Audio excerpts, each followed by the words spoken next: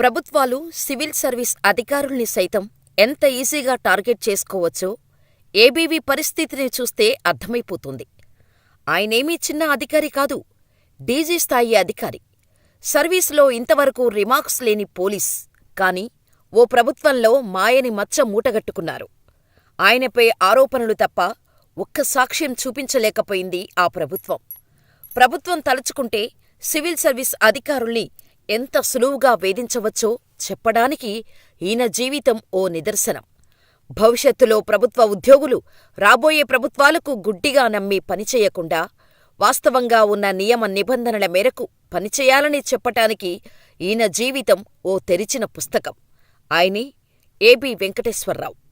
2019కి ముందు టీడీపీ ప్రభుత్వంలో ఇంటెలిజెన్స్ చీఫ్గా ఉన్న ఏబీవీకి జగన్ ప్రభుత్వం వచ్చాక పెగాసస్ స్పైవేర్ కొనుగోలు వ్యవహారంలో ఏబీ వెంకటేశ్వరరావును నిందితుడిగా చూపిస్తూ ఏబీవీపై వైసీపీ ప్రభుత్వం మే 31న 2019న సస్పెన్షన్ వేటు వేసింది. అయితే ఇక్కడ ఈ పెగాసస్ స్పైవేర్ గురించి తెలుసుకోవాలి. పెగాసస్ స్పైవేర్ తయారు చేసింది ఇజ్రాయిల్కు చెందిన స్పైవేర్ సాఫ్ట్వేర్ కంపెనీ. ఈ స్పైవేర్ ఫోన్తో పాటు ఇతర డివైస్లోకి సింపుల్గా ఇన్స్టాల్ చేయవచ్చు. ఈ స్పైవేర్ ఫోన్లో ఇన్స్టాల్ అయిన తర్వాత ఫోన్ని పూర్తిగా మన కంట్రోల్కి తీసుకోవచ్చు. ఫోన్లో ఉన్న ప్రతి అంశాన్ని గమనించవచ్చు. మనకు కావాల్సిన సమాచారాన్ని సింపుల్గా ఎదుటివారికి తెలియకుండా దొంగలించవచ్చు. పెగాసస్ స్పైవేర్తో ఈ మామూలు ఫోన్లే కాదు, యాపిల్ ఫోన్ను కూడా హ్యాక్ చేయవచ్చు. Voice calls, WhatsApp, SMS, emails, call list, contacts అన్నీ ట్రాన్స్ఫర్ అవుతాయి. అయితే ఇలా ఫోన్ ట్యాపింగ్ చేయటం భారతదేశంలో ఇల్లీగల్. అయితే 2016లో తొలిసారిగా పెగాసస్ గురించి దేశం తెలుసుకుంది. ఆ తర్వాత 2019లో ఏపీలో అప్పటివరకు ఉన్న టీడీపీ ప్రభుత్వం పెగాసస్ స్పైవేర్ను కొనుగోలు చేసి వినియోగించినట్టు వార్తలు రావటంతో దేశవ్యాప్తంగా కలకలం రేగింది. ఈ కేసులోనే ఏబీవీని వైసీపీ ప్రభుత్వం టార్గెట్ చేసింది. 2014 నుంచి 2019 వరకు చంద్రబాబు ప్రభుత్వంలో ఏబీ వెంకటేశ్వరరావు రాష్ట్ర ఇంటెలిజెన్స్ చీఫ్గా పనిచేశారు.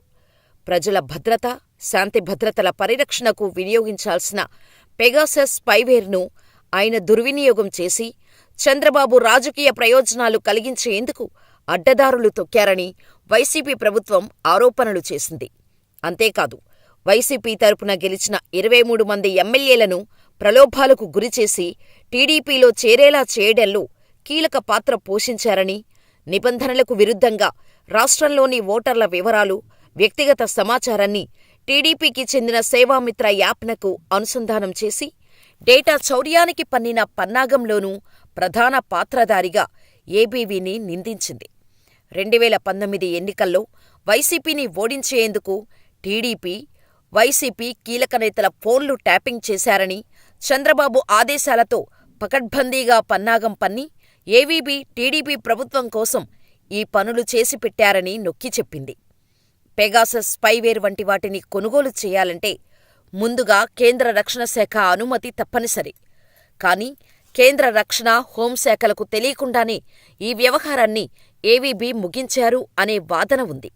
రాష్ట్ర పోలీసు శాఖ ఆధునికీకరణ ముసుగులో మానవరహిత వాహనం, ఏరోనస్టాట్ పరికరాలు, ఇతర స్పైవేర్ పరికరాలను 25.50 కోట్ల రూపాయలతో కొనుగోలు చేశారని, ఈ వ్యవహారంలోనూ ఆయన కుమారుడు చేతన సాయికృష్ణ కంపెనీకి టెండర్ కట్టబెట్టడం ద్వారా అవినీతికి తెరలేపారని అప్పట్లో టాక్ వినిపించింది.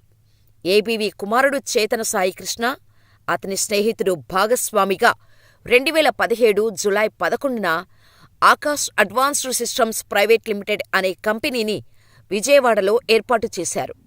అనంతరం ఇజ్రాయిల్కు చెందిన ఆర్టీ ఇన్ఫ్లేమబుల్ ఆబ్జెక్ట్ లిమిటెడ్ అనే కంపెనీ ద్వారా పెగాసస్ స్పైవేర్ పరికరాలు కొనుగోలుకు ఒప్పందం చేసుకున్నట్టు వైసీపీ తెలిపింది. దేశ భద్రతకు ముప్పు కలిగించే అవకాశం ఉన్న పెగాసస్ స్పైవేర్ పరికరాలను కేంద్ర రక్షణ శాఖ అనుమతి లేకుండా కొనడాన్ని రాష్ట్ర ప్రభుత్వం తీవ్రంగా పరిగణించి అవినీతి నిరోధక చట్టాన్ని కూడా ఉల్లంఘించిన ఏబీవీపై కఠిన చర్యలు తీసుకోవాలని నిర్ణయించింది. ఆయన్ని సస్పెండ్ చేసి విచారణకు ఆదేశించింది.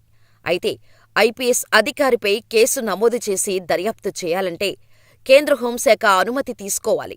అందుకే నిఘా పరికరాల కొనుగోలులో ఏబీ వెంకటేశ్వరరావు అవినీతిపై కేంద్ర హోంశాఖ అనుమతి కోరుతూ నివేదిక ఇచ్చింది.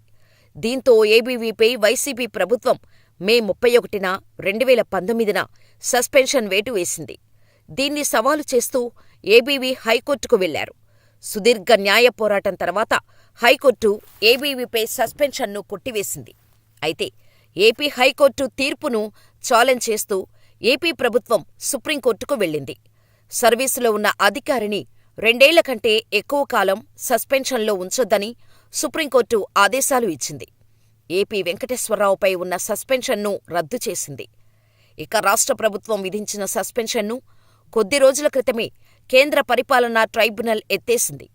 అటు హైకోర్టు సైతం ఏబీవీకి పోస్టింగ్ ఇవ్వాలని, క్యాట్ ఉత్తర్వుల్లో జోక్యం చేసుకోబోమని స్పష్టంగా చెప్పింది. ఈ క్రమంలో ఆయన్ను సర్వీసులోకి తీసుకోవాలని ఏపీ ప్రభుత్వ ప్రధాన కార్యదర్శి జవహర్ రెడ్డి ఉత్తర్వులు ఇచ్చారు.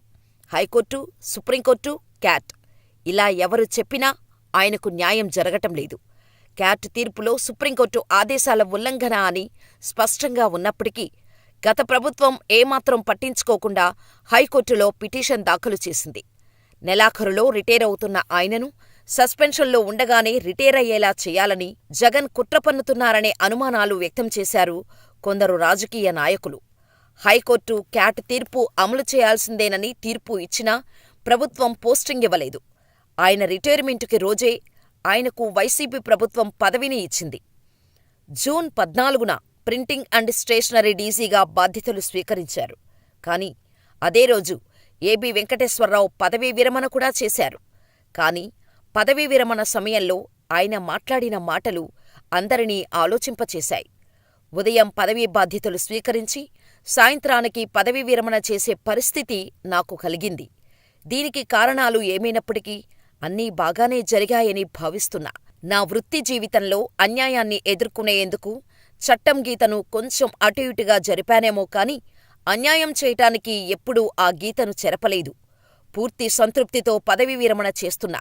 నీతి నిజాయితీతో ఉండటం, ఎవరికైనా అన్యాయం జరుగుతుంటే ఒక అడుగు ముందుకేసి అడ్డుకునేందుకు ప్రయత్నించటమనే నా లక్షణాలే ఈరోజు నన్ను లక్షల మందికి దగ్గర చేశాయి. నేను ఇంజనీరింగ్ చదువుకొని టాటా మోటార్స్లో ఉద్యోగం చేసేవాడిని. అక్కడే కొనసాగుంటే ఏదో ఒక ఆటోమొబైల్ కంపెనీలో దేశానికి హెడ్గా రిటైర్ అయ్యేవాణ్ణి. కాని ఐపీఎస్ అధికారిగా బాధ్యతలు చేపట్టాను.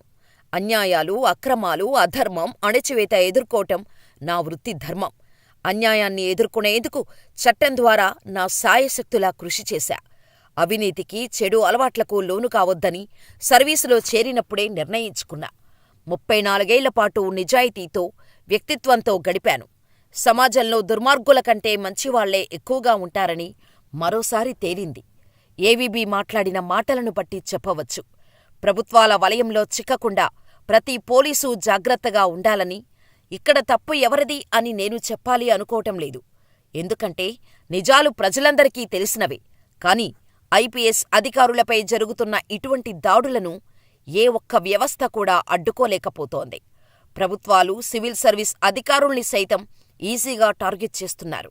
మరి ఈ స్టోరీ గురించి మీ అభిప్రాయాన్ని మాకు కామెంట్ చేయండి.